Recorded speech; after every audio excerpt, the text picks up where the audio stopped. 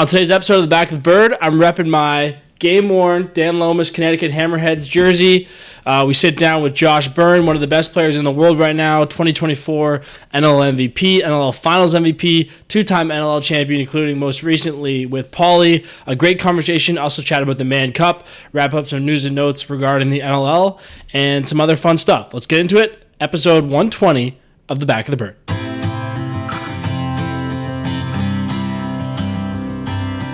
Take your first ride and run, baby, run. If you want a sign, this is it. You're mad, you're magic, you're as hot as a gun. You wanna play with fire, consider this.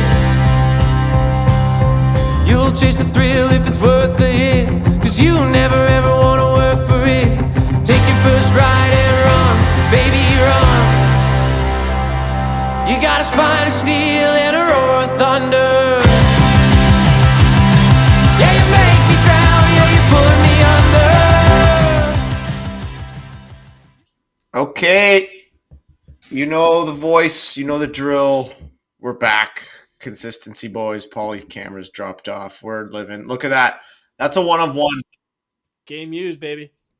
That's one of one. Game used. Sweat in only from standing on the sidelines after getting the Bud Light tent beers out of us. But episode 120, Back of the Bird. Look at that. That's stitched on too, Paulie. Come on. Not even Official. heat press. Game day official, baby. Um, What could have been? What could have been?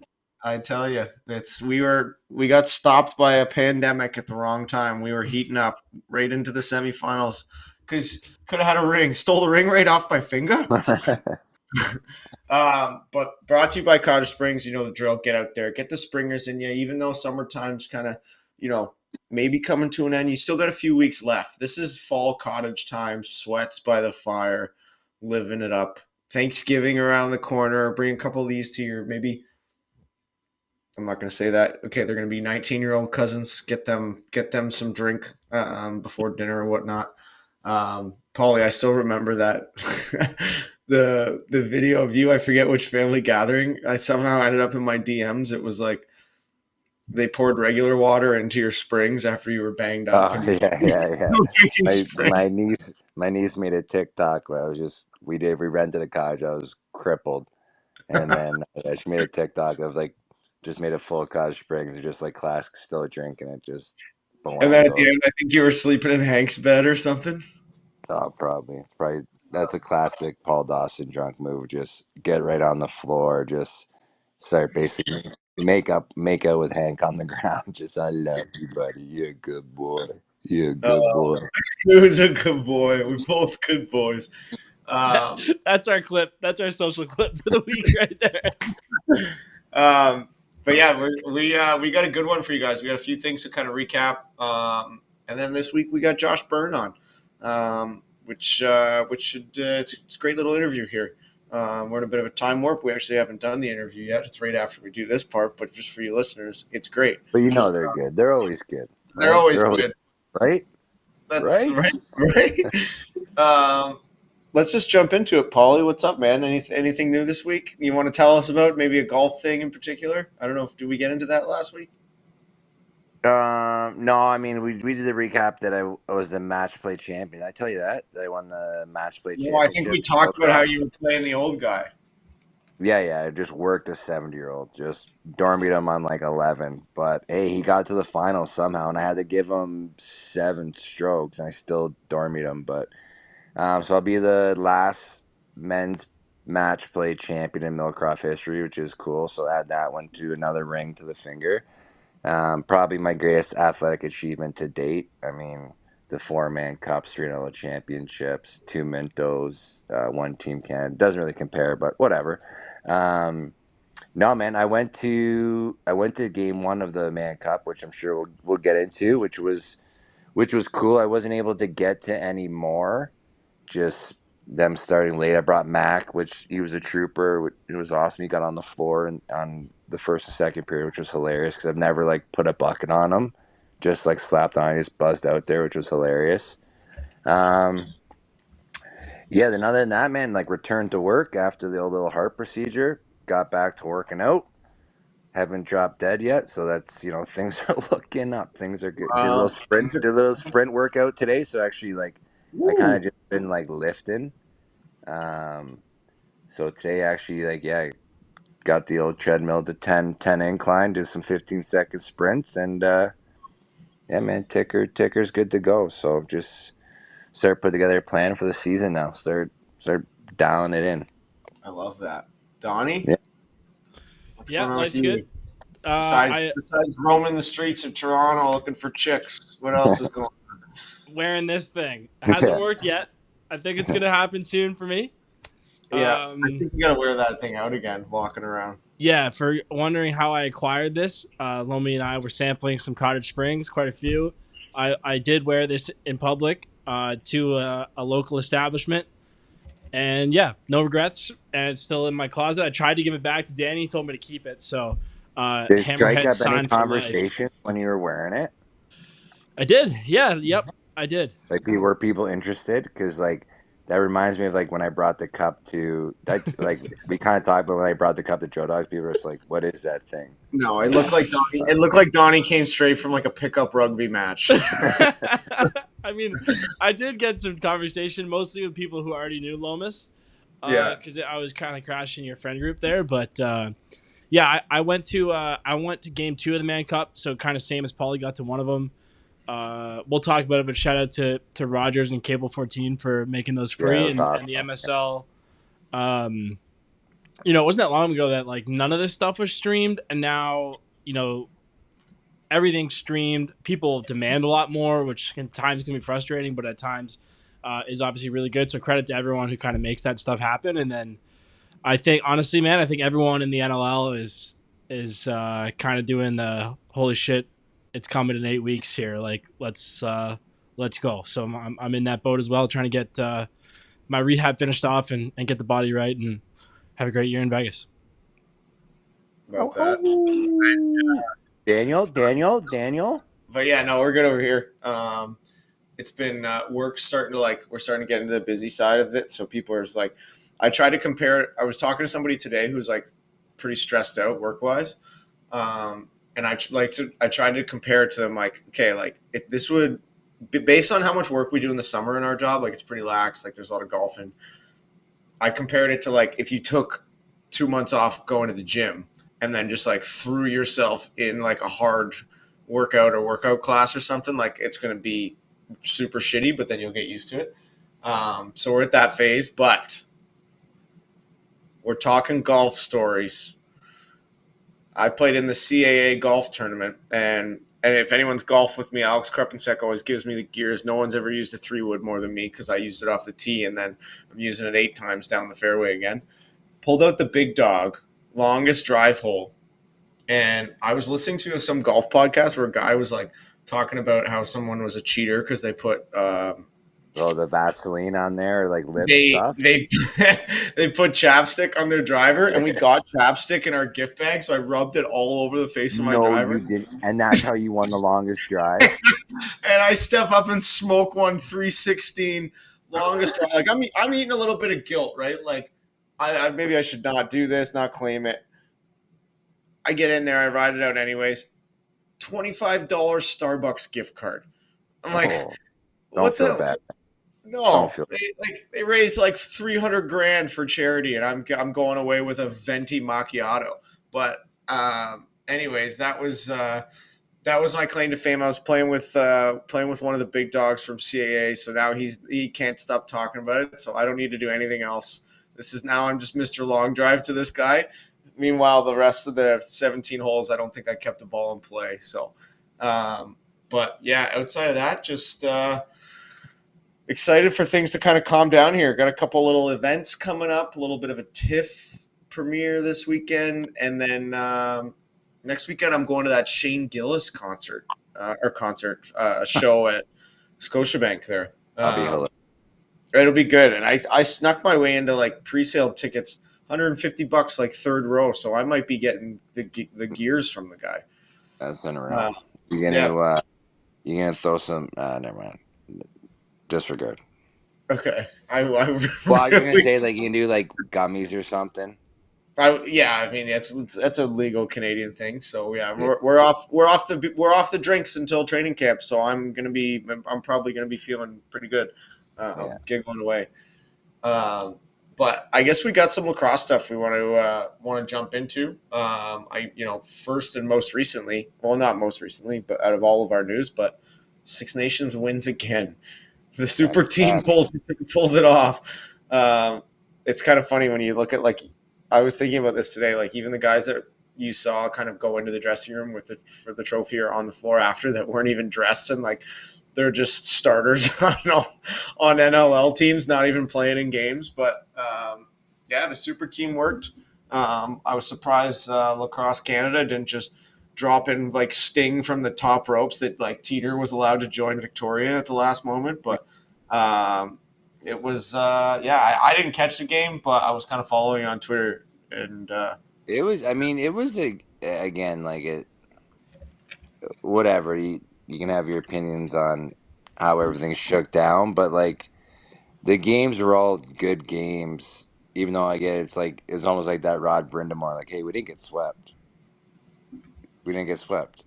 Didn't feel yeah. like we got swept, but we got swept. But like they were 1 to 3 goal games every time. Victoria had the lead a bunch of times, kind of just let it slip away. And again, it could have been a different series, and yeah, it ends up being a short one, 4-1. But yeah, I mean, they were good games. Like the game I watched was the one that Victoria won. I was like, fuck, like we may be in for like a classic here, but then just seemed like Six Nations kind of strapped up their boots and just every time it was like going bad for them, they would just figure it out. And it was, Lager one day, it was Lyle another, Jammer throws a couple backbreakers, Randy. It's just, it's kind of those things like you can't stop them when you hope to contain them. And then obviously with Dougie, Warren Hill, and that defense, kind of they would just lock it down and then just shut the door. But kudos to Victoria. An undefeated season, which is wild, and it was kind of like it was it was. I don't know if I want to say awkward, but like so, me and Dan went to the game one, and then like we played for both teams. So not that we were like not we weren't really cheering. I just wanted to go watch a game, and I was there with Danny, his 2 kids, a couple of their buddies, and Mac. But then like after the game, you're like saying hi to a bunch of like the Six Nations people, like, oh, good to see you, good to see you. And then like we're like walking across the floor to like leave, and then like stop at Victoria, like, oh, great to see you, great to see you, like just totally kissing both sides of the asses, which was funny, and just I'm just like, Double hopefully that cheeking, no one's double yeah, cheeking. hopefully no one's like seeing here, like, but it was cool to see some old faces, especially Victoria, like. I played there back in 2010 and 11, so we're talking 13 years ago. So it's cool to see some of those guys that are still involved in the team, and awesome turnout for all the games, which was great. Always great to see. Yeah, man. Yeah, congrats to all the boys on Six Nations, man. It's a crazy. I'm gonna say something that sounds very stupid, but like this is probably the closest I've followed a Man Cup, like maybe ever. It's an absurd format where you have to play 7 game series all on the road. It's like, Yeah, and a normal 7 gamers feels like, okay, we can steal. If you're the lower seed, it's like, okay, maybe we can steal a road game, like the old, series doesn't start until the road team wins. And then when you're just, it's like, oh, okay, we'll just be back again tomorrow night, and the hotels versus guys sleeping in their own beds and stuff. It's, Sure. I mean, the road teams often don't win. BC hasn't won as a road team since 1986, and then they've won a bunch. that's an absolute gem of a fun fact. Holy shit! Yeah. Yeah, and they won a bunch in there. So like Victoria's won a couple. I think New West won a couple. Coquitlam won in 2001. We had Malosky talking about that. Those are all in BC. So yeah, it was really good lacrosse. Echo everything Paulie said, and yeah, it's fun to watch. Um, Outside of that, what do we got? Schedule. Kudos to Patty Gregoire, and the next name is gonna escape me who did the play-by-play, but I thought they did a bang-up job. Sean's And got a play note. Do we want to? What's kind of, I guess, next is, it looks like we might have a little bit of a tease of a schedule release on Tuesday. Yeah, I mean, obviously all the teams have been announcing like their home openers, so I guess everyone at least has that locked in. I've seen a rough draft, but I heard that rough draft won't change much. I'm sure maybe you guys have seen a rough draft too. Sworn to But yeah, secrecy. what's that? Sworn to secrecy. We know something that you guys don't that are listening. We know what the Exactly. schedules are. But it's cool to see like all the home openers get dropped, and then obviously now the schedule announcement after the draft and all that, the draft announcement. So yeah, now it's funny because yeah, it seems like NLL was so far away. Like in the Mm-hmm. summer, it's just like there's PLL, there's summer ball. Guys that don't play, you're just kind of you don't keep in contact with your team because like coaches are coaching other teams or whatever. Everyone's just doing their thing, and now it's just like full bore. Like kind of start Monday. It's like schedule come out. I'm sure training camps will start coming out, and it's just like boom, boom, boom, boom, and again like 8 weeks is like not a long time, so it's actually super exciting that it's like so close. Yep. I gotta start getting my one-liners ready for the group chat again. Start mixing it up with the boys. Yeah, Get them that's ready. that's I'm in. I know like people hate group chats, but I would say I'm in no less like between like Apple, WhatsApp, GroupMe. I'm probably in no less than like I would say 10 group chats. Oh, I think I'm 100. Yeah, and I'm sorry. I thought 10 was a lot. Sorry, you're so popular. My bad. No, I'm not But saying you just didn't feel. Just did but it too small. Fucking I Just too love God. small. I Danny just did it love too the small to group you. chats. I love Yeah. the group chats. It's just there's nothing better. Just sitting back, just firing in there, like because you can't really get like context in text too. So it's great. Like I'll be texting something I think is just like hilarious, and like people probably don't even know if I'm being serious or not. And I just think it's hilarious. You put people. You're a very hard texter to read Oh yeah. until I Well, read it in your voice. first of all, I half the time 3 words are spelled wrong. The grammar's atrocious. I'm just like button mash send, and I look at it after. I'm like, they'll try and figure it out. It's like we'll see what happens. On that note, do we want to send it to Burn now and then kind of jump back into the rest of this stuff? Yep, go with me. All right. Well, it's been a while since I've had to throw this word salad together, but this is brought to you by Lucky Penny Media. At Lucky Penny Media, we're a full-service marketing company without hefty agency pricing. We understand your brand is everything to you, and working together, it means everything to us. You're more than just a client. You're a partner and a teammate. Our philosophy is simple. You grow, I grow, we grow. Here he is, Josh Byrne.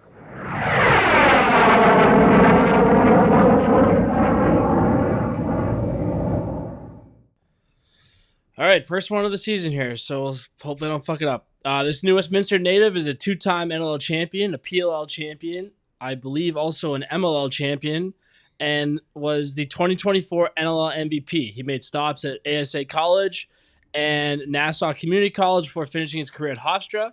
He's also a new member of the lacrosse podcast community. Welcome to the Back of the Bird, Josh Byrne. Let's go. Thanks for having me. That's you're making me sound like a bit of a suitcase there, but Suitcase that wins, not bad. Not bad.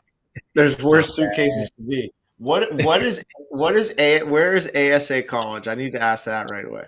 Oh man, it's in the middle of Manhattan, and it was my first stop at college, and there wasn't a lot of school that was being done there. Not a lot of guys, not a lot of teachers even knew what ASA stood for.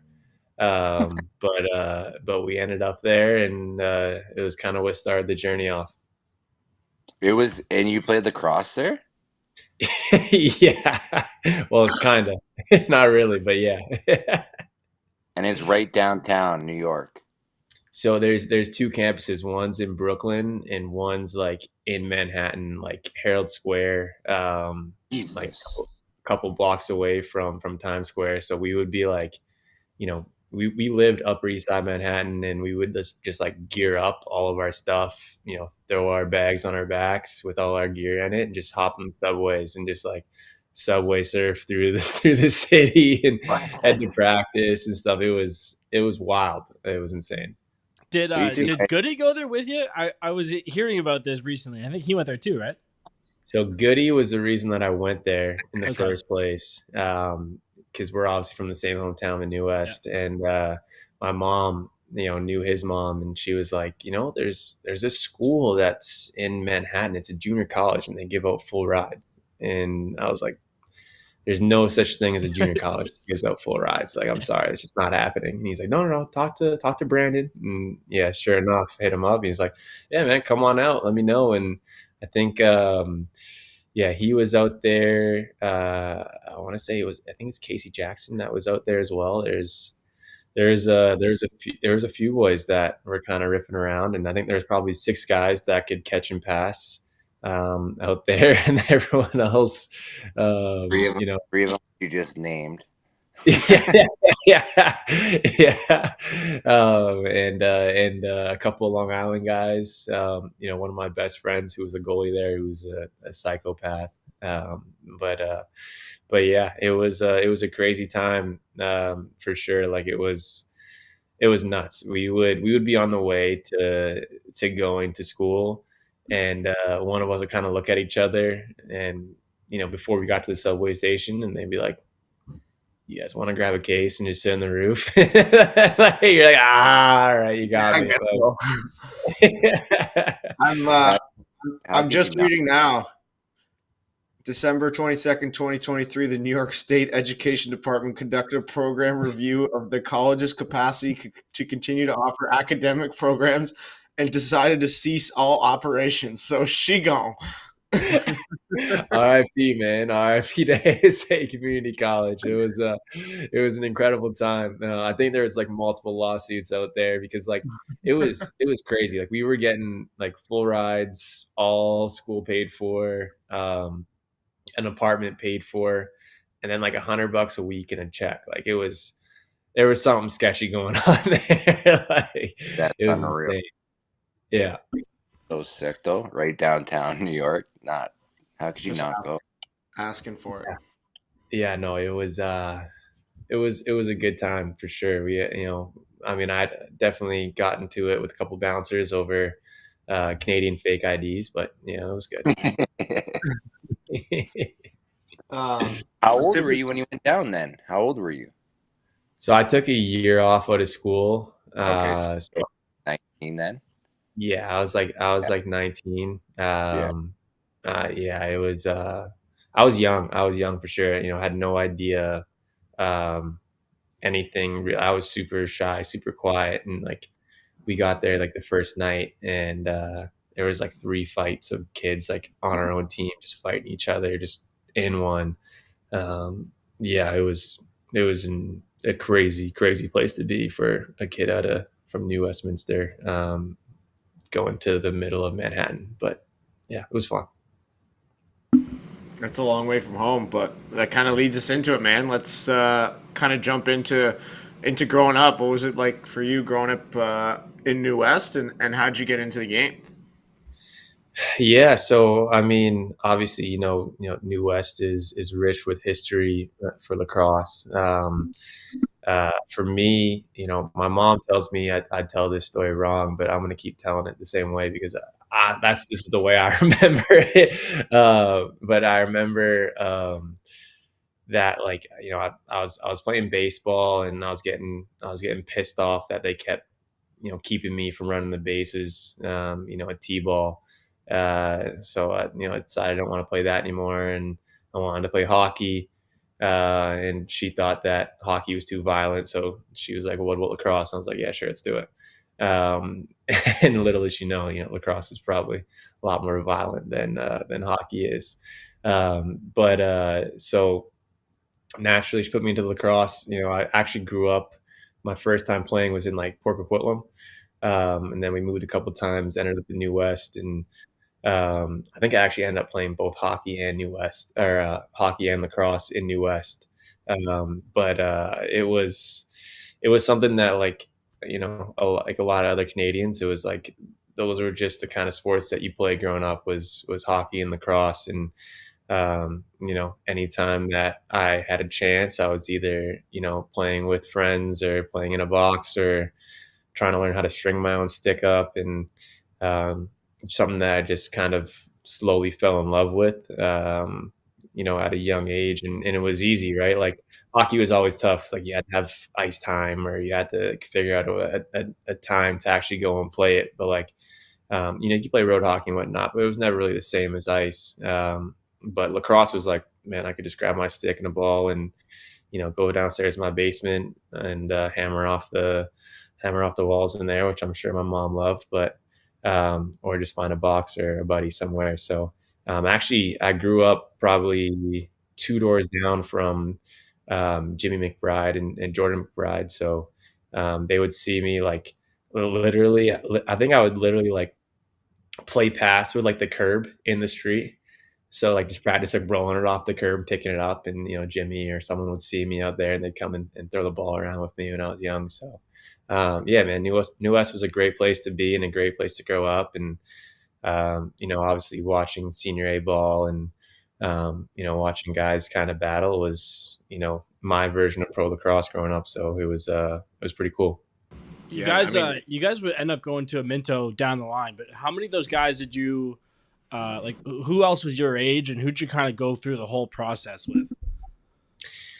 Yeah, so there wasn't a lot of guys that were in my age group that ended up kind of pushing through and getting to the pro ranks. We had this guy Chris Nasato, who was one of my very good friends growing up, and was like the captain of Team BC, and was nasty, big lefty. Me and him worked incredibly well together, but didn't really pan out for him. I think he went a little bit of the opposite direction and got a real job. Smart guy. But then the group that I kind of joined onto more was the group that was older than me. So that was like um, Anthony Malcolm. Not a lot of guys really, made it to pro besides us. I played with Scigliano in junior as well. Um, I'm trying to think of some of the other guys. Jake Doucette was another guy who kind of he played a little bit in the league, but also just won a Prezi. But like it was crazy because like the older group was loaded with talent. Like it was always, that group going against like the Westbergs, and Coquitlam, and like, Mike Messenger, Challen Rogers, all those guys. So it was definitely very different. But I was always like only one of the youngest guys that would actually go up and play there. But then in junior, it was very different. Like we had a Minto run, and we had like Eli McLaughlin joined us for the Minto, and this guy Cody Nass, who was nasty, and then a few other guys as well. Anthony Malcolm was an O guy back then, and I'm trying to think who else was there. Connor Robinson actually played up a little bit. He was really good. But he was like a super rook. He was really young playing and balling out. But yeah, Brett Dobre was another guy that really pan out. But we were pretty good, but we ran into a Whippy team who was just gross. Yeah. Who would have been? Who would have been on that team? Was that like the '92s last year? Yeah, so that would have been like, I believe it was like Hosick. I can't remember. Curtis I'm Knight. That was like the Ocon. best team, one of the best teams. There's like Ocon, Keenan, Yeah. and then like Hosick, all the guys on defense. No, Emerson Clark, who obviously won with you guys this year in Buffalo. man, I've never. Yeah. That was my first experience of watching Emerson Clark, and he fought one of our tough guys who was like 6'4", 225, just like a monster. And there's a video of it up on YouTube, and they're just throwing back and forth. And I was like, oh, we're gonna this like his name was Dylan Long. I was like, he's gonna beat the wheels off of this kid, and it was insane. It was one of the craziest fights I've ever seen. And then like later on in the game, he like took a penalty, Clarkey did, and came out of the box, caught one on a breakaway, and decided to just go behind his back and go cheese. And I'm like, who is this guy, man? Like, this guy's disgusting. like what's going on? But yeah, he was gross. Who was actually really good player? McDonald. He played for Mikey Princeton. McDonald's, yeah. Yeah, he had the grossest like on the run bouncer that just like no one could stop. Yeah, Dan Littner too, another guy who was just lights out. Um, and I remember to this day, like the first game of the tournament was us versus them, and I remember we were idiots. We came out hooting and hollering, like running around the top of Queens Park, fired up, thought we were gonna walk them, and I remember there's like 2 minutes left in the game. It's like 15-4 for them, and one of their guys is walking past, and you're like, "You guys are real quiet now." I'm like, yeah, no, sounds about right. Just trying to get ourselves going. Yeah, yeah. I mean, the Minto is tough, right? Because, like, I mean, especially back then, there wasn't a whole lot of film on different guys, and teams that you've never seen before, players you've never seen before. I think it's what makes it such a great cup to chase. But yeah, it's been a long road, and junior was a lot of fun, and obviously growing up in New West and playing in Queens Park, it doesn't really get much better than that. It's like you're reading the show notes. That's one of Donnie's next questions is like kind of what was it like growing up, and maybe explain to people that have never seen Queens Park before, like just kind of what that's like. Yeah, so Queens Park, it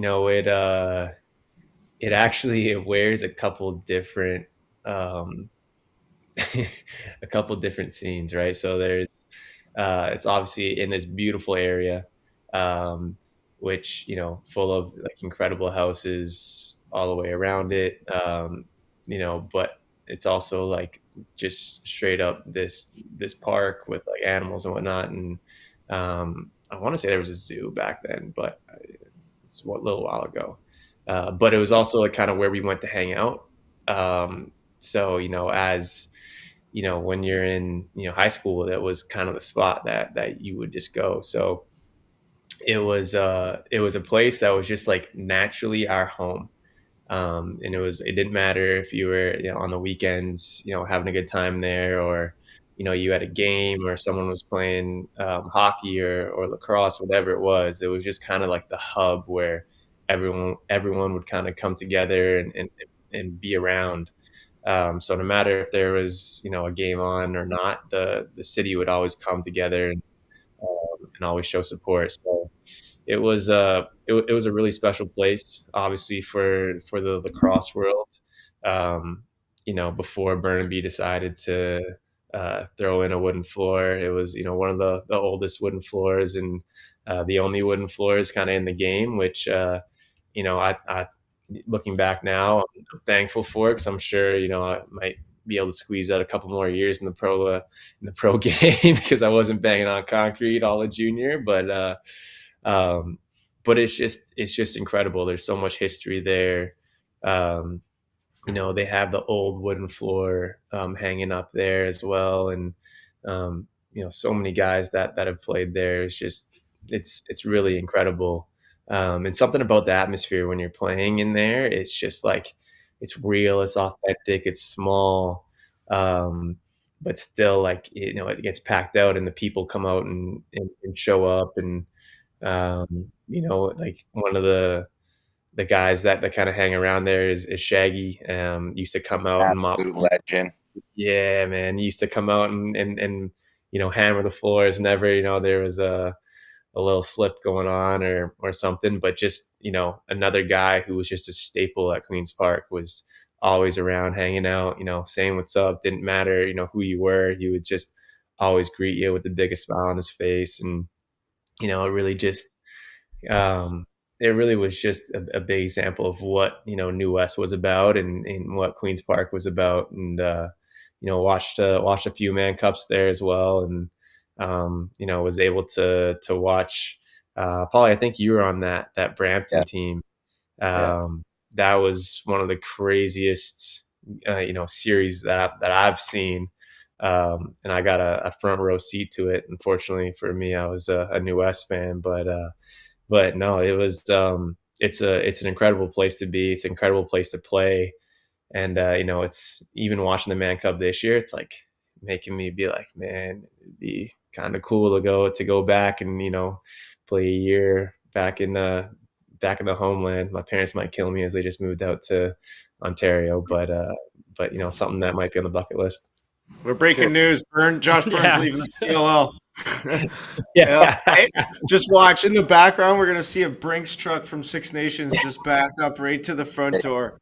I have something to say about you going back out west, but dude, Shaggy had his own organ player too. Every time he'd come out and wipe the floor, he would do like it was unreal. So wherever like the spill was, he would do it, but then he would do this, and I probably explained this one time, but like he would do this big giant loop, like wind it up. So like wherever the spill was, then he'd like kind of run along the boards, and then the organ player would like play this tune of him like winding up, and then someone would open the door and he would just did like a dead 30-meter sprint right out the door, no brakes. It was the best. Like, and then like in that Mann Cup, obviously like it was a packed barn, so like whatever, like 3,000 fans. So it's hot, like, and the Yeah. wood good, but obviously the guys are sweaty, like, so he was going out so much, and like by the end, so it was like we were all laughing because I remember it was like my first time, and like I got a Charlie horse, and like all like, and I was like young then, but all these guys talking about like Toradol, Toradol, Toradol, and then like by the end of it, like we had a lineup of like basically our whole team was doing Toradol, and then like someone I can't remember who it was is like, man, there's one more spill. Shaggy's gonna have to get a shot of Toradol too. He must just die. That's He's still there. He was at the Minto. Yeah, Really? Yeah. He was there this year. Yeah. 60? I saw like a birthday post. I think he just turned 60. You're telling Yeah. me Shaggy's only 60? I mean, it was a big number. It might be 70. I don't know. I can't. I was gonna say the Mann and Cup you're also- talking about was a while ago. Yeah, I know. I mean, Shaggy was 12 when he was sprinting the first time. he might. You know what? He may have been one of the players. We don't know. But, he also, another funny Shaggy story was that he had like a little cookie duster like I got going on right now. But then I can't remember halfway through this series whether like I'd have to like look back at how it went. I know it was like we won every game in overtime, but he shaved it halfway through. So I remember like I think it was like Doily or Shoots. We came in like pregame, and like we saw Shaggy with like no mustache, and the boys got all over him like, "Oh, getting a little bit worried, eh, Shag? Got to change it up. Getting a little bit worried." And then he would give it like he'd give it right back to you. It was amazing. I would have Yeah. been worried if I were you guys. Shaggy could have altered the whole series if he gets rid of that thing. Dude, I mean, when he winds it up, it was a sight to see, man. It was awesome. I was Sorry, gonna go say ahead. one quick thing on Queens Park. So I was just out there for the Minto. I was hanging with Will, Malcolm, and Goody, two guys who grew up playing there. Yeah. And I think just kind of said something about like the atmosphere in there. We were talking about, I was like, how big is Queens Park? And Will threw out a number that wasn't even close. He was like, I think like 9,000. And I was like, really? Like, that's massive. What are you talking about? It was like, I think 4,500 or something like that. Like something normal. Yeah, apparently like the Mann Cup last year was just unbelievable. But I remember, Will threw out the number. I was like, are you sure? Like, I was there when I was a kid. I don't remember it being like, two deckers big, but.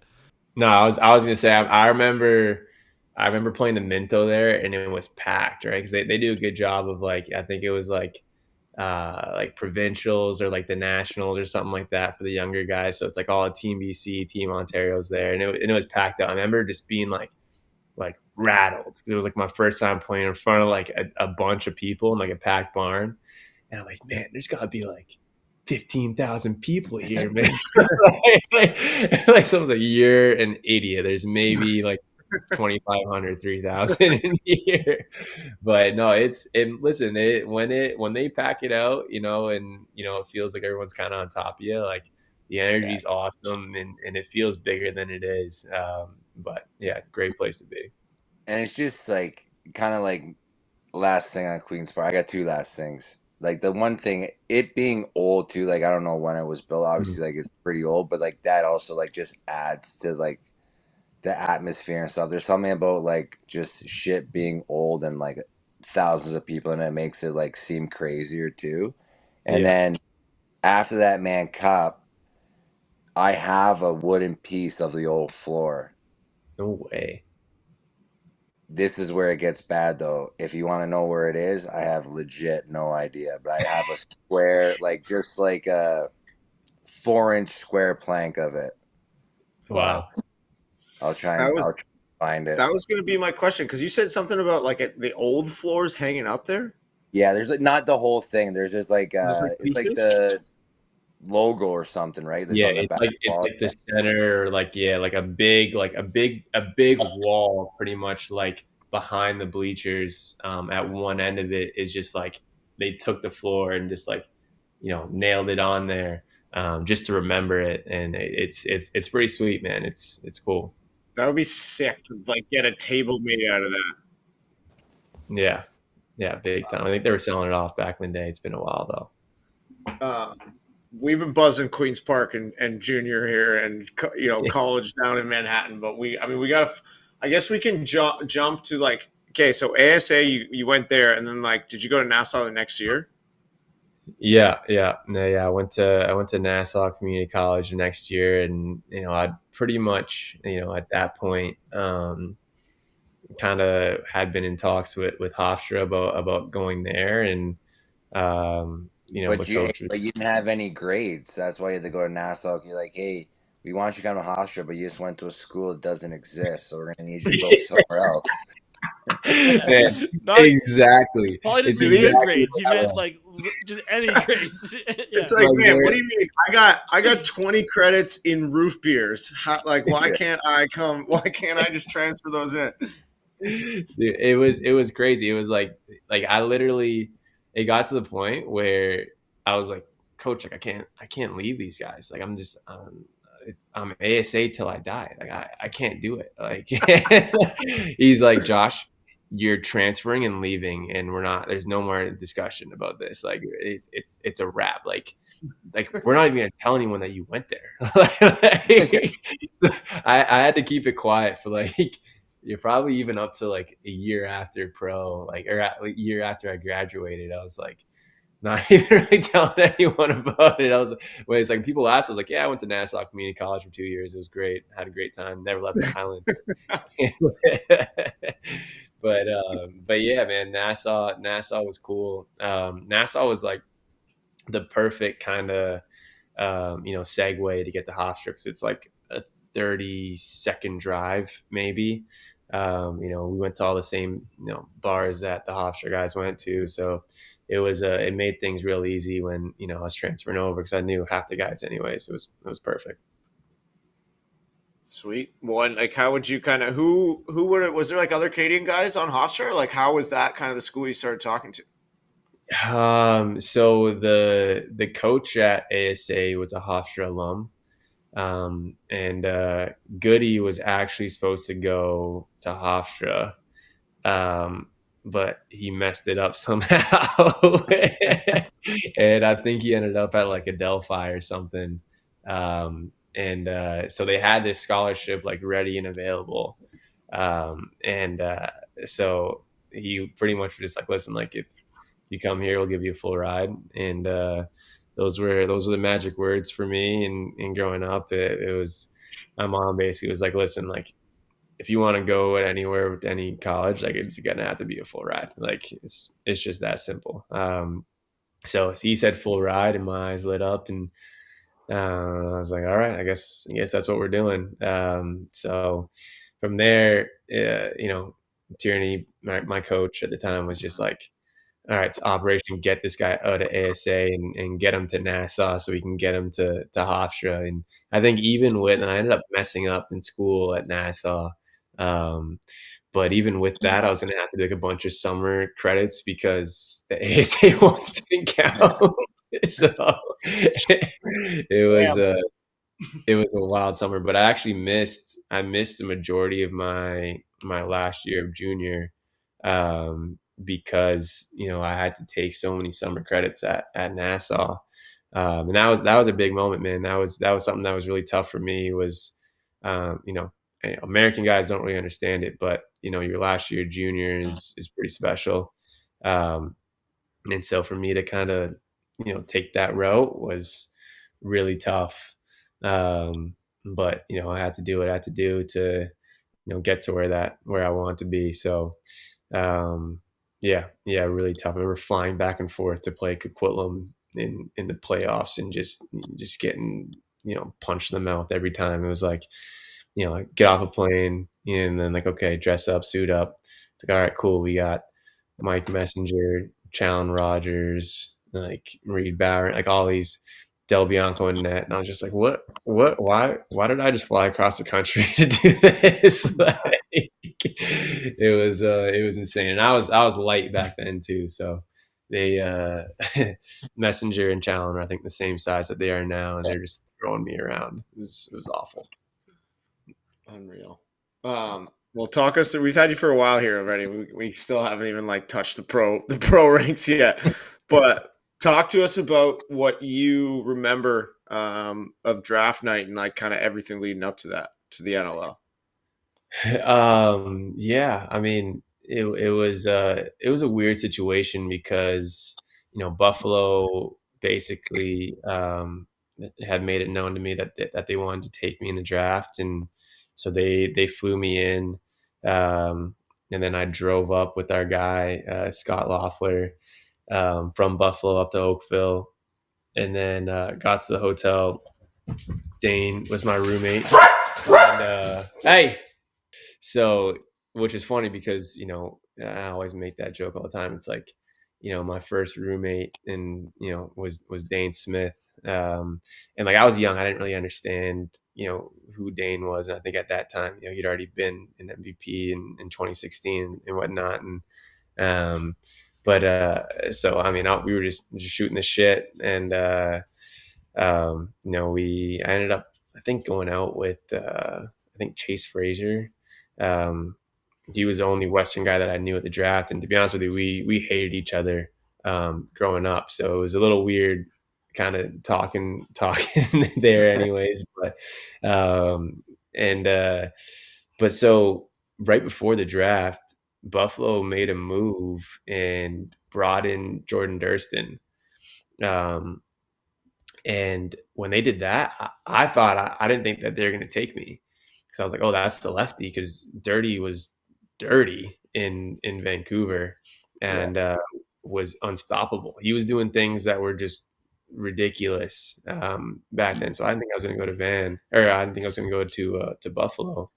But obviously ended up getting my name called and whatnot. So it was a great night. It was awesome. But yeah, me and Dane have been pretty much roommates, since I got drafted, which is kind of cool. And I was actually at that draft because that's what it was. It was you, Wiz, and Courier, right? 1, 2, 3. Yeah. Yeah. Yeah. I remember seeing you go up there, but I didn't like. And again, I at that point I was getting fuck. I'm still old. I am old, but I remember it being like, who is this guy? Because again, you don't really know like Western guys. Yeah. But were you putting up a ton of points in junior and stuff? Like, were you always kind of like a perennial like point leader and stuff like that too?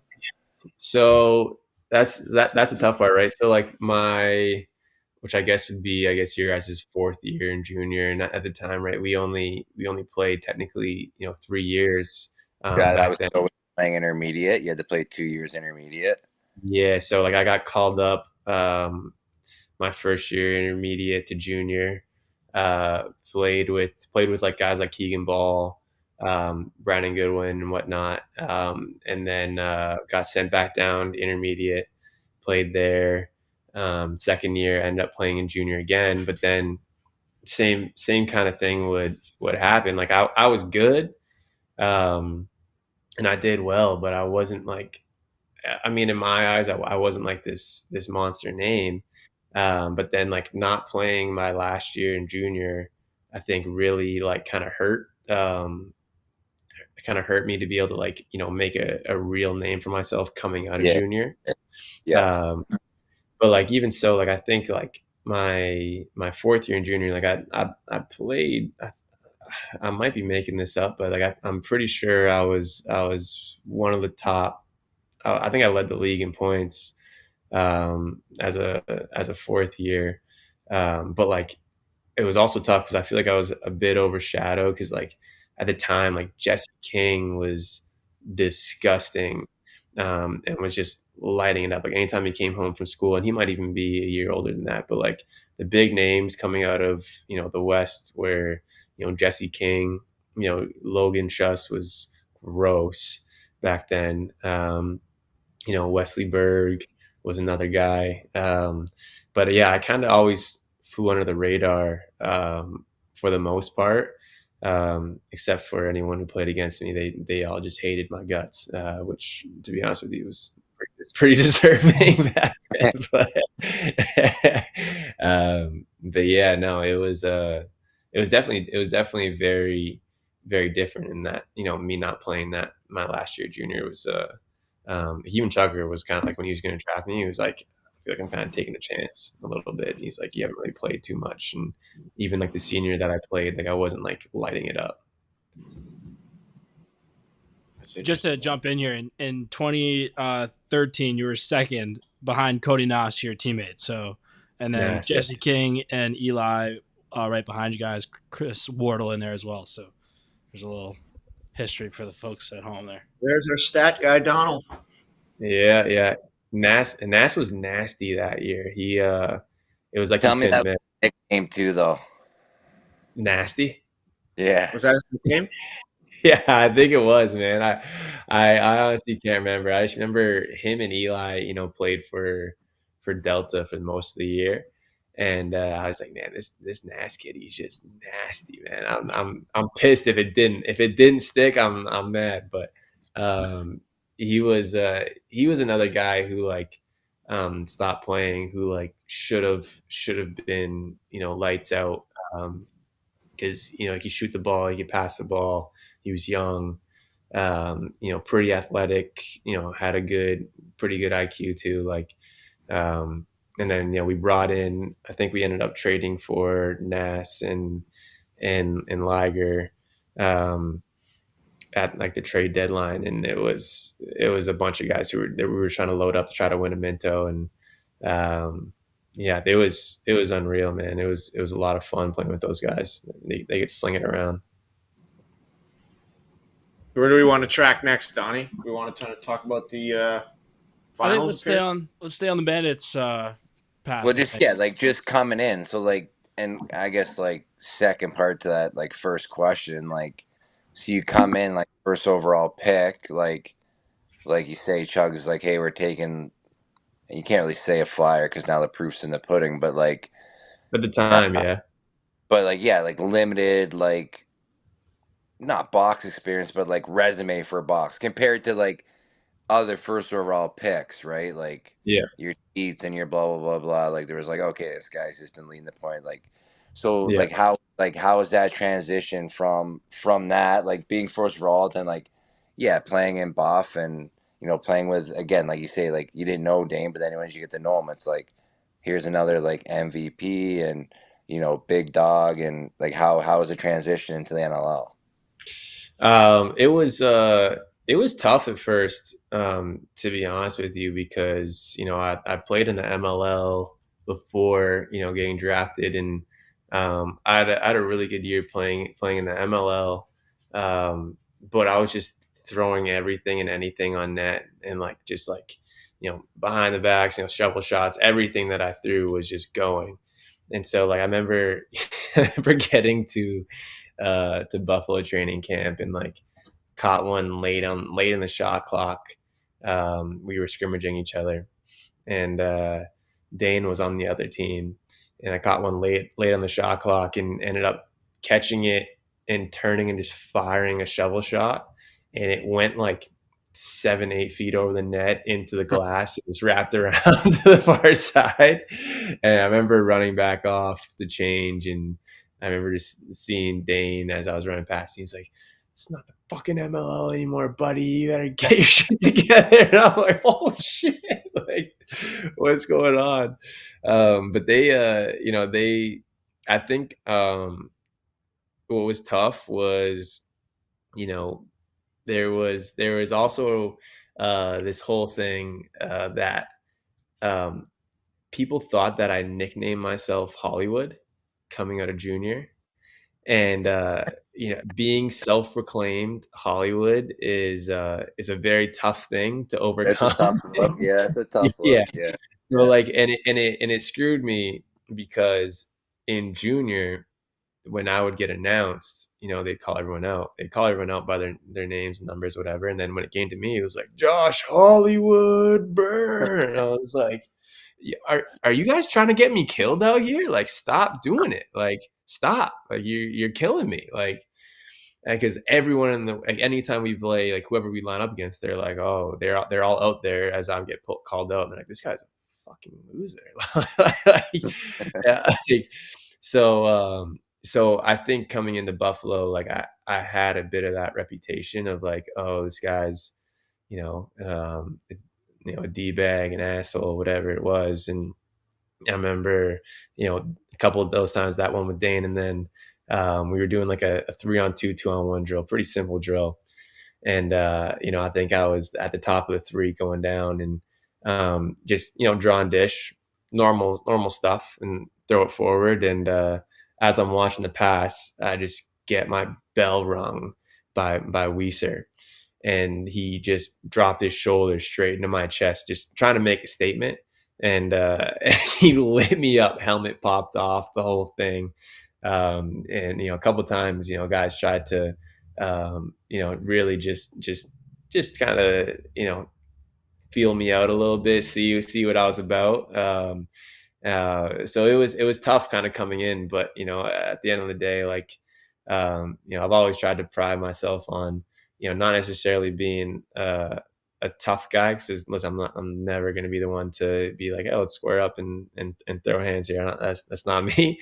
But I do like every once in a while getting into the middle and grinding it up and and setting some picks and taking some hits and whatnot, or throwing a hit here and there. But so I think slowly but surely I ended up winning over some of the buff guys, especially as a rookie. But it was tough, man. Like we had Mitch Jones was there when I got there, and then Dane, and then Callum Crawford as well. So those are three pretty big head dogs. So I was just kind of like, listen, I'm just gonna kind of I don't want to step on any toes. That's not really in my personality either, and so I was just trying to figure out how to play the game properly. And I think coming out of junior, like I didn't really have a great understanding of like the game necessarily. I was always just really athletic and can kind of make things happen, but like didn't really understand the game. So I think that was really good for me to play with guys like Mitch and Dane and even Callum. He was awesome with helping, trying to. He was one of the first guys. Him and I want to say Matisse, like really jumping through the air and twisting shots in and stuff. So he was a big kind of. He was a big guy that helped me kind of understand the game a little bit. But as a rookie, man, it's tough to figure out how to score. It's like the harder you shoot, the less it's going to go in. Like, and especially during games, all you want to do is be successful. So you're just like shooting the ball as hard as you can. You think, you have to score to be, a threat or, a success in the league. And, sometimes just making an easy play is half the battle of being a great player in the NLL. It's crazy. I just realized I've been like on mute this whole time. I thought you guys were just icing me. But I mean, it's a good way to summarize it. I think that's something we talked about before too. Like that transition is not an easy thing. But like, what do you remember a time or throughout kind of like that first year that you really started just like feeling confident, feeling good with kind of really playing the game? So I mean. Yeah, it was short lived, but yeah, I mean, I had a couple good moments, as a rookie, and like probably one of my best moments that rookie year was playing in Roch, um, and I ended up having a pretty good game, and especially with Paul, I think you're on that team I was in still Roch. there, yeah. Yeah, and I remember always like watching that defense and watching Vino, and it was a big moment for me. I had a few goals um, and played pretty well during that game, and that was kind of like I was like, oh, like, I can do this. You know what I mean? Like I can be successful here, and I can play well. And then the next time we played you guys, I think I just had a goose egg, so it was tough. Vino's very good, and you guys were great at just being smart. I think that's half the battle of being a rookie in the league is like learning how to adapt and understanding that guys are going to watch film on you and pick up tendencies, and there's those games within a game, and play you differently. I think that's just the difficult thing about playing at the highest level of the sport. I'm sure you guys have gone through similar things as well. That's a good segue into obviously in I think 2019 and then 21, it doesn't go your way. You go to the finals both those years. How do you think those, especially now with winning the two after that, what's your kind of memory of those, and how do you think that kind of set up the future? Yeah, tough, man. 2019 was our first taste of it, for me, anyways. I think we were a little bit too cocky. Um, After we beat, Toronto, it was like, oh, this is gonna be a cakewalk, and but yeah, so it's tough, man, because playing Calgary was for us it was supposed to be easy, right? Like no one really gave the West at the time the credit that they deserved. And I think anyone that's played in the league and understands that it's like there might be two different brands of lacrosse, but you know the Calgarys of the world, the Colorados of the world, they play like this like hard nosed, super tough D, fast paced transition style. Um, and it's just like we weren't ready for it, man. I remember when I first came, one of the first plays of the game, I ran out and just went to run through the middle, and like Eli Salama hit me with a cross check so hard in my chest, and it just shook me, and I was like, oh damn, like I'm not ready. I'm not ready for this. Like these guys came out with a different kind of intensity, um, and we got swept 2-0, and we had the home advantage, and it was just like it was a wake up call, man. It was one of those things where it was like, okay, like I have to prepare better. I have to take this more seriously. Um, and for me, like I'm a strong believer in like you got to lose to understand what it takes to win, um, because like unless you walk into a perfect situation where you've got veteran guys on your team that have done it before, um, it's hard to understand the grittiness that it takes, the toughness that it takes, the mental toughness that it takes, to win. It's hard. So going into Colorado, in 2021, we felt like we'd had the experience and we were ready to go. Like it was a different mentality. Um, but then it was like, again, kind of that mental battle with, I think they had Ryan Lee go down early in the playoffs. And he was a massive piece for them.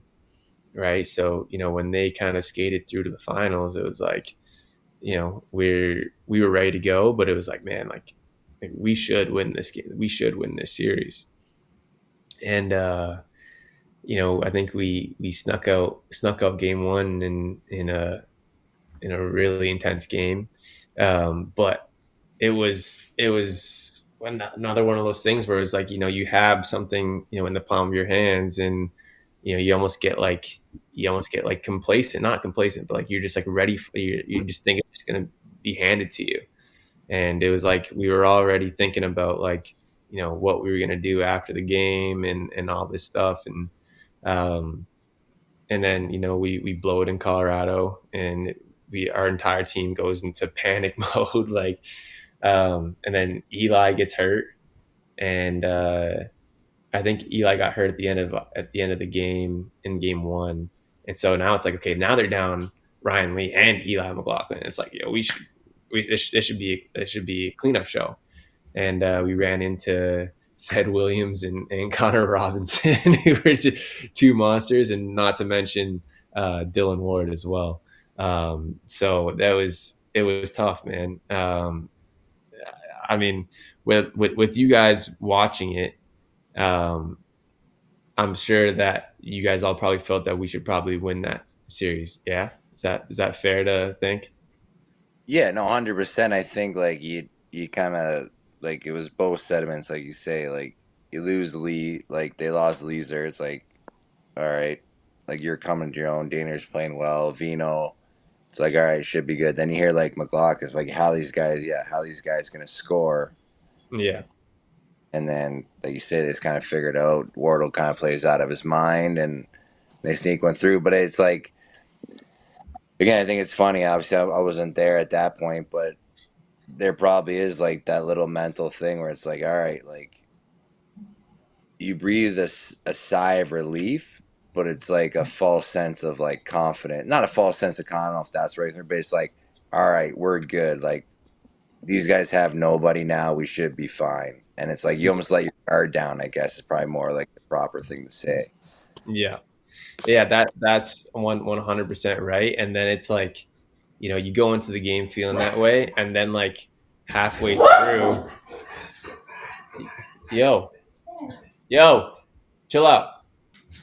But like halfway through, it's like, wait, Yeah. there's no this can actually happen, right? Like there's no way we can actually lose. So then it becomes like this Then weird what's our fallback plan?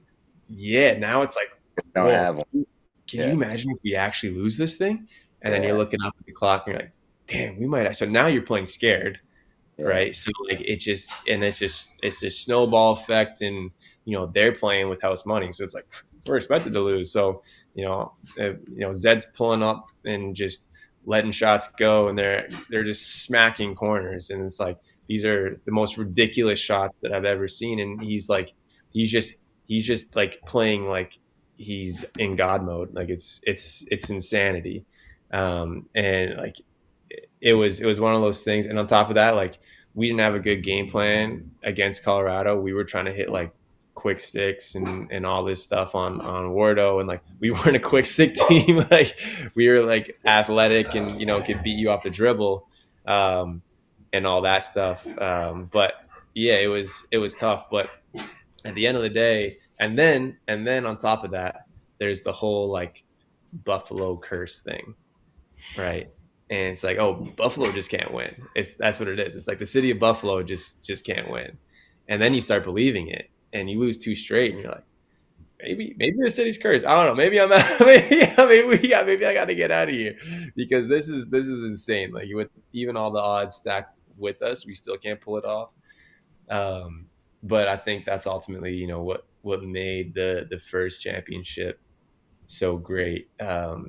Was everything kind of happened the same thing, and it was easy to kind of sit there and be like, man, this is the same script, this is the same thing. Those thoughts kind of happen. It's like, man, there's no way that I can like this can actually happen again, can it? And it's just like this crazy snowball effect. But and then you start questioning yourself, right? You're like, damn, am I not a winner? Like, I just don't have it in me to win.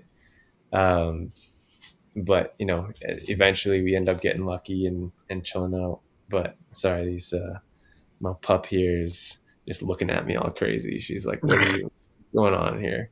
But yeah, it's the league's a crazy place, man. It's full of ups and downs and whatnot. But yeah, it's thank God we were able to bring you in this year, because we were heading down a dark road. Maybe What was the feeling like when you guys did get it done that first time in 23? And then we can pump Paulie's tires for 24. Yeah, yeah, it was incredible, man. It was just one of those things where it didn't feel real. You know what I mean? Like, um, it felt like, well, first of all, for me, it was a totally different ball game, because I ended up, so the first game of the Toronto series, um, I got hit by, who's the this isn't good for the whole concussion thing. Who's the righty? All right, well,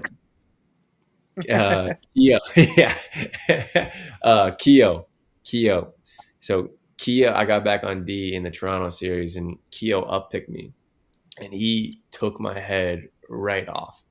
And you got a penalty for it, but I remember the hit, and then I don't remember much after that. And you know how those back-to-back games go. Like, I ended up finishing the game out, and it was kind of nice. It was like I wasn't like I was just kind of like floating around, like, and I ended up playing pretty well because I just wasn't thinking about anything. It was great. It just riding off. It just just a bunch of energy and endorphins. You got a PED concussion. You got better after. Man, you're telling me that's all I've had to do this whole time? I'm just gonna start slamming my head off the wall. But it was great, man. I was like, this is awesome. Like, I don't have to worry about anything. I'm great. I'm buzzing around, scoring goals, having fun. And then game two, like, anytime you go for a back to back, like, you know that feeling where you're just like kind of out of it, you're dehydrated, you're just gassed in general. So that's kind of what I thought was going on. And I was just like, I'm just exhausted, like, just battle through this nice game. And then in the second game, I remember me and Latrell were going for a loose ball, and he kind of hit me and then pushed the ball past me, but I like kind of fell and like purposely fell on his stick and wouldn't get off his stick. And then, like anyone would, you just like wound up and just like suckered me across the face because I wouldn't get off his stick. I remember like getting hit and being like, oh damn, like I'm messed up now. And ended up playing the rest of the game, and we ended up winning. It was crazy. It was a crazy end of the game. I think I want to say it was like Craig scored, but it wasn't in time. But yeah. it was insane, and that was kind of like another moment where I was like, okay, like this is meant to be here. But after that game, man, I've had concussions before. I've had, stingers, whatever you want to call them.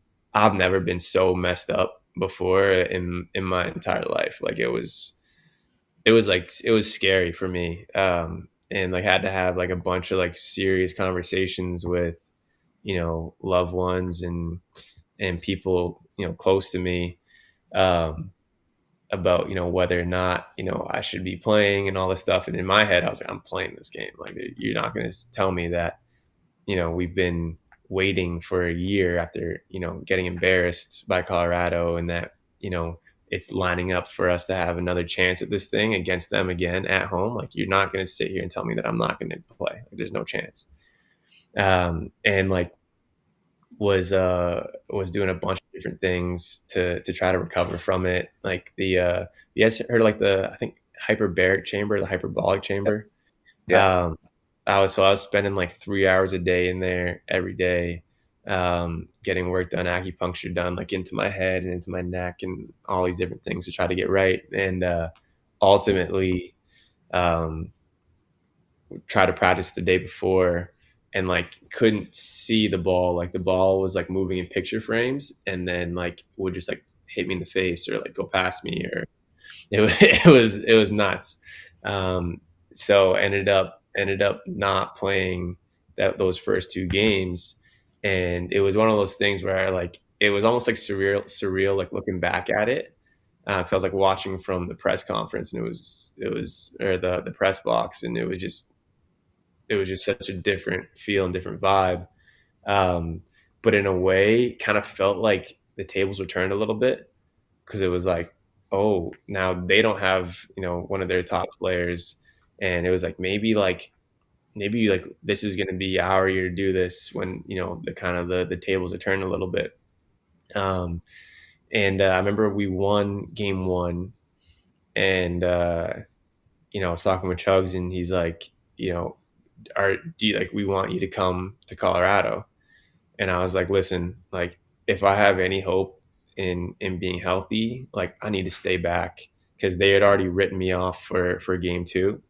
Um, and if we would have lost game one, I probably would have been playing in game two, just knowing the way I am with shit. But um, I pretty much was like, listen, like, if I'm already written off for game two, then let me stay home and go win this thing in Colorado. And if you don't, like, I'll be kind of like in the flanks, ready to go. Like, I'm gonna just do my best, because it would have been another week for me to be out. And I remember, like, probably like the Wednesday, and obviously we lost in Colorado, um, and it was a different feel from our team in general. But I remember, like, the Wednesday coming up, and it was like, it was big, because we obviously had the game three again at home, and it was like the exact same thing had just been played out the year before. But I remember, like, just sitting there being like, yo, I'm back. Like, I feel like I'm back. I feel like I'm a normal human again. Um, like, people were looking at me, and they were basically saying that I was just looking through them the entire time. Like, I was like a shell of myself. I was a ghost. And like that Wednesday, I was like, I'm back. And being able to play in that game three was just incredible. Like, for me, it was like I was playing with house money. I was just so thankful that I could even be playing the game again, and have a chance to impact the series, and win a championship at home. Like, it was a totally different feeling than I've ever really felt before. And it was funny, because like people were like, "Oh man, it's his ankle. His ankle's all banged up." Because like there's like a video of like Hofstrauser like cross checking my ankle, and he like limping off. I'm like, yeah, it's the ankle. Tell everybody it's the ankle. Just don't come for my Yeah, head, man. stay away from my melon. I was actually thinking that this whole time. I was like, I swore it was his ankle. Thinking back on it, yeah.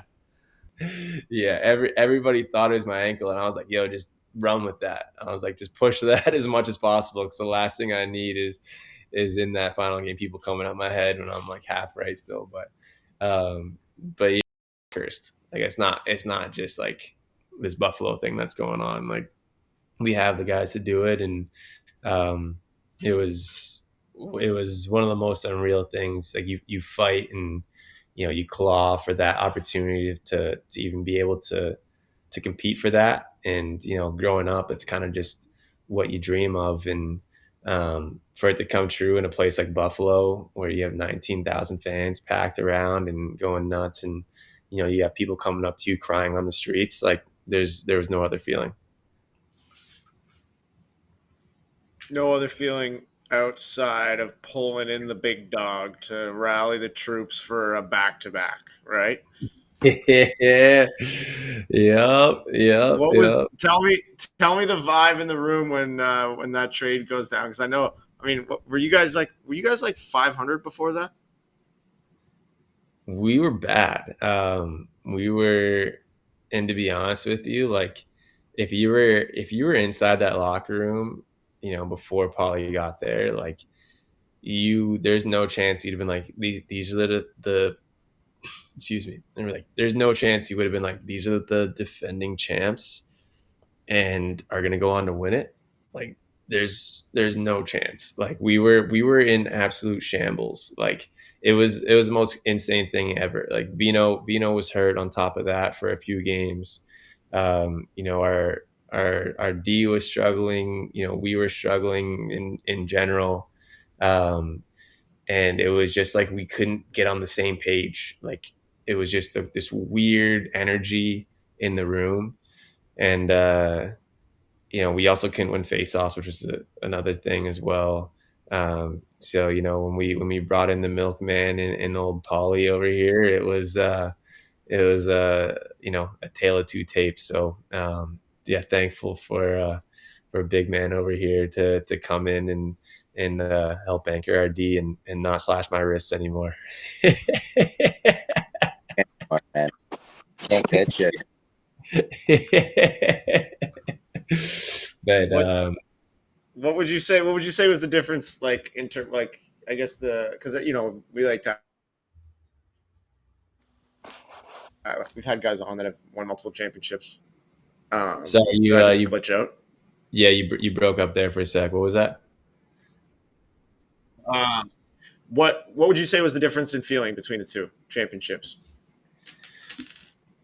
Yeah, I mean the first one was like a relief, and like the second one was just a totally different um, energy and feel. Because of the way the season went.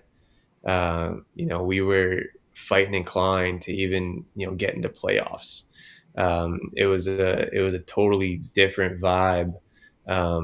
And I think at the end of the day, I think we felt like we had all the pieces to do it again. Um, but at the midway point, people are probably looking at Toronto. They're looking at San Diego, looking at Georgia as an up and coming, and Fort Worth, Panther City, like all these other teams that where Albany was hot, like so it was everyone else but us. Um, but it was funny because like as we kind of putting some wins together, like you could feel the momentum starting to build, and um, at least in our locker room, it was like, oh man, this is happening again. Like you could just feel it. It was like, okay, like this is going on, and we kind of felt like the rest of the league kind of saw that coming too a little bit, um, which it was one of those things. Was just like, how can we get it right? I feel like everyone knew we were a pretty good team, but it was like we just weren't clicking for whatever reason, and everyone else is probably pretty happy about that, but we were we were very frustrated. So obviously, going against Toronto again, and that was obviously a roller coaster as well of a series. And even the Georgia game was insane.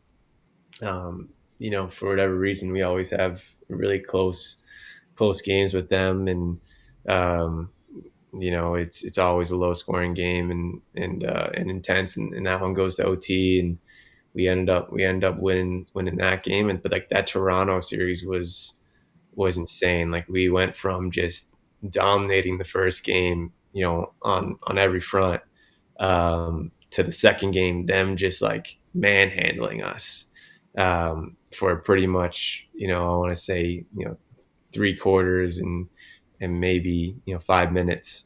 Um, but we obviously come back and win that, and um, something about the energy in Bandit Land, man. It's insane. It's so hard.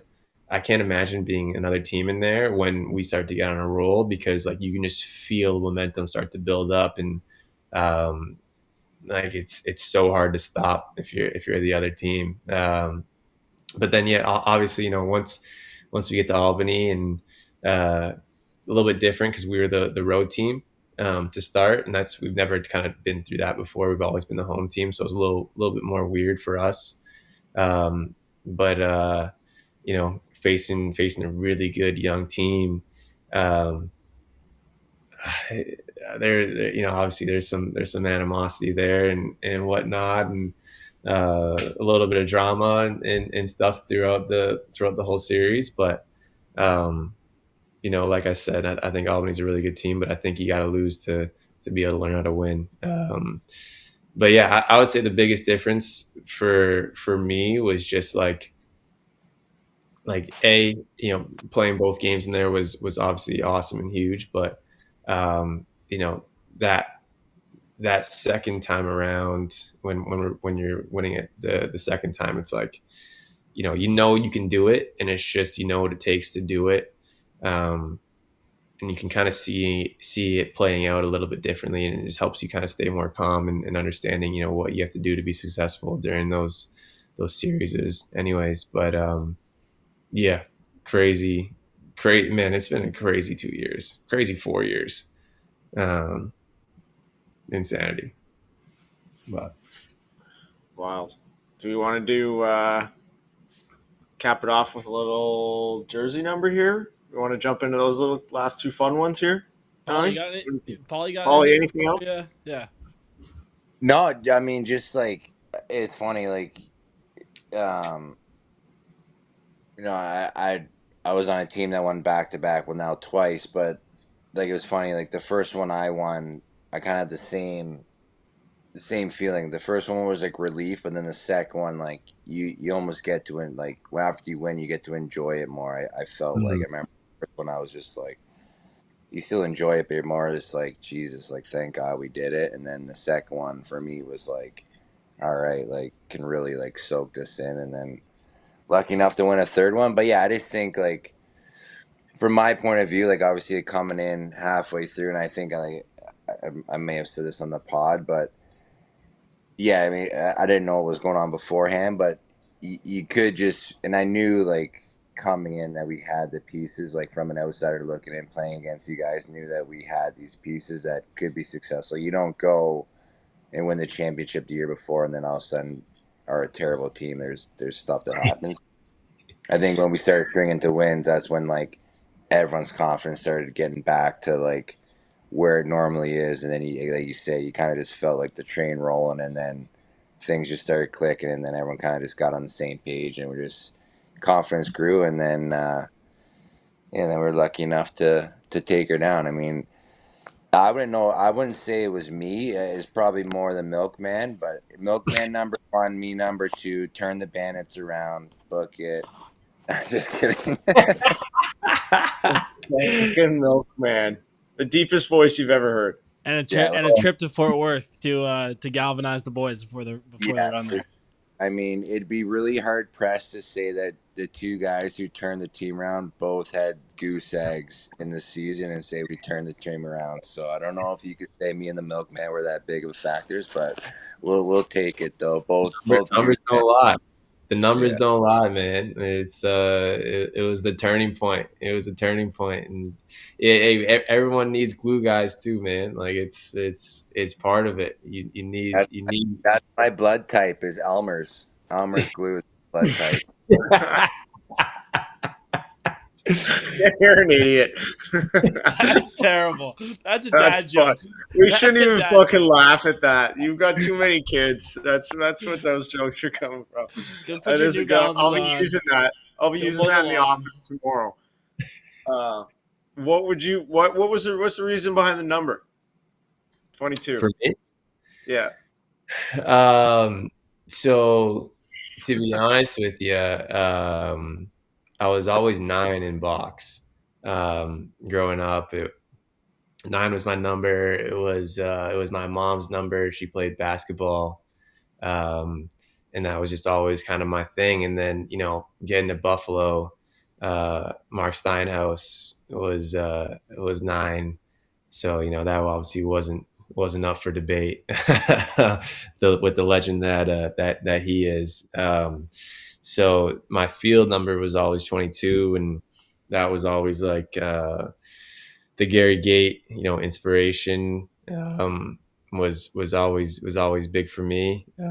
He was a West Coast guy and played in Vic and whatnot, but obviously everything that he did for the game always just inspired me. And so that was kind of the next number that I was like, oh, we can rock with it a little bit. And yeah, it stuck. So, but yeah, my first love was always 9 for sure. And then last one. Who do you think? Who's the best defender you've gone against? Do you think in box or field? Oh, best defender I've gone against. In field, it's probably that's a tough question, man. JT Giles Harris is, I think, I don't think he gets enough credit. He's one of the not only just most athletic and just very like physically imposing, but just smart in the way that he kind of handles picks and um, the way that he kind of maneuvers his matchups and whatnot. He's not going to beat you up all day and slap you like an old like Mike Manley kind of style, but he's just very smart and then very strong when it gets to like the point of emphasis. And he's also smart where he pushes out a lot too. Um, in box, I would say, honestly, it's for me, it's Priolo. And that might be a little bit of a cop out, but I think he's very underrated in the how much he helps out, and sometimes he might even help out a little bit too much with everyone. But when it comes to, he's just very smart in the way that he plays his angles and um, the way that he takes away guys, and even watching him in the Mann Cup, you see him and Rubish out there and Cree on the same side. It's just unfair. But a little shout out to Rubish as well, because he was a guy that when I was first coming into the league, like everyone was like, stay away from that guy. Like he's the scariest human ever. And I was like, I'm gonna go right after him. Like being a dumb rookie, and like I think our first game in Sask, he had like 3 takeaways in the first like 10 minutes against me. And Dane's looking at me. He's like, yeah, don't carry down on that guy. Like, yeah, my bad. But but yeah, man, the leagues, there's tons of good D guys in the league, and everyone's a little bit different in the way that they approach things, and it's just trying to understand and figure out um, how they're going to try to take you away, which just makes things a little bit more fun. Beauty. You guys got anything else? We've had you for a while, man. Appreciate your time. Yeah, sorry for rambling, boys. Yeah, good No, luck with we did. I forgot to mention in my my intro there, going to Utica here in a couple of weeks for Team Canada. So good luck with that, and all the best. Yeah, And thank you. freshly married. He's a taken man, folks. Got the ring on, boys. It's more for for a us, while. Donnie. And don't show up to his house. Don't show up to his house. Those dogs are gonna get Yeah. you. You got to watch out, man. The Australian Shepherds, they don't mess around. That's for sure. But Ankles, not JB will be gone.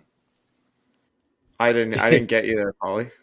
Oh, I just said you'd have no ankles left. They're like 35 pounds, but you have no ankles left. They'll chew them right Oh off. yeah, they're really good at hurting and nipping the ankles for sure. They don't mess around for the first probably 6 months of of our oldest pup. She was just running my wife's show. It was hilarious. But yeah, but no. Thanks for having me, guys. It's big fan of the show and the pod. So fired up to finally make an appearance. Love Yeah, it, man. buddy. Awesome. Thanks, man. Thanks for your time. Yeah, we'll see you soon, buddy.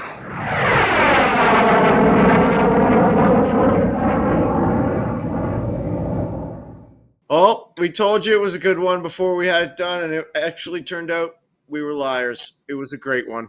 That was Josh Byrne joining us. Boys, we got anything else before we wrap up for the week? We had like 3 or 4, I think, like breaking news ish type things in there. One, ASA College apparently breaking that he went there. It's on his Wikipedia. So 2, he wasn't hurt with his ankle injury in the 23 finals. And then 3, that he wants to win a He's Mann Cup. leaving. Yeah. Yeah, he's leaving. He's leaving the PLL.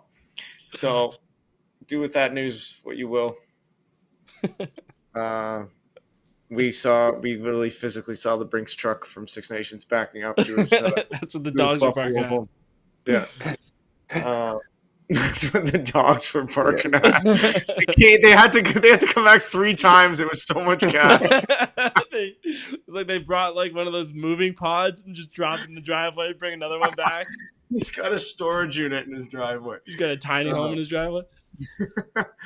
Paulie, you got anything else before we wrap up? No, man, that's good. All right. Well, we appreciate you guys listening. That does it for episode 120 of Back of the Bird. We'll see you next week. Peace.